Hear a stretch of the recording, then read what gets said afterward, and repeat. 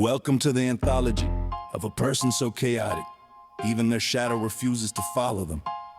The tale of the borrowed manners. If manners were a jacket, you borrow it, stretch it out, spill something on it, and return it claiming it already looked like that. By the end of the story, the jacket files a missing person report on you. The Puddle Chronicles. If courtesy were a puddle, you wouldn't just drown. You'd slip, blame the puddle, argue with the lifeguard. And some might write a Yelp review about the sidewalk, the etiquette expedition. If etiquette were a map, you'd hold it upside down. Walk into a wall and then confidently announce you've discovered a shortcut. Meanwhile, the rest of us are still trying to figure out how you got lost in a room with one door. The legend of basic decency. If respect were a library book, you return it 10 years late, dog-eared, water-damaged, and swear the scorch marks were already there.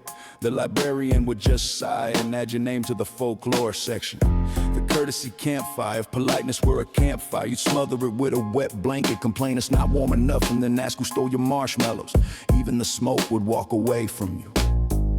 The fabric of manners. If social grace were a thread, you tangle it, knot it, cut it, and then blame the scissors. By the end, the thread forms a support group to recover from the experience. The reflection of self-awareness. If self-awareness were a mirror, you'd fog it up, complain it's broken, and then ask why it keeps showing your face. Eventually, the mirror petitions for witness protection, the banquet of boundaries. If boundaries were a dinner plate, you pile food on it, eat off someone else's, and then insist the empty one was already like that. By dessert, the plates have unionized. The theater of accountability. If responsibility were a stage, you'd miss your cue, trip over the curtain, blame the spotlight, and demand a standing ovation. The audience would clap, but only because they're relieved it's over. The glacier of emotional intelligence. If emotional intelligence were ice, you'd slip on it, yell at the weather, and accuse the glacier of setting you up. By spring, even the frost has blocked your number. The alchemy of accountability. If accountability were a potion, you'd spill it, blame the cauldron, and insist the fumes messed up your intentions. The potion would evaporate just to avoid being associated with you. The fortress of follow through. If follow through were a castle, you'd lose the key, scale the wrong wall, and declare victory after falling into the moat.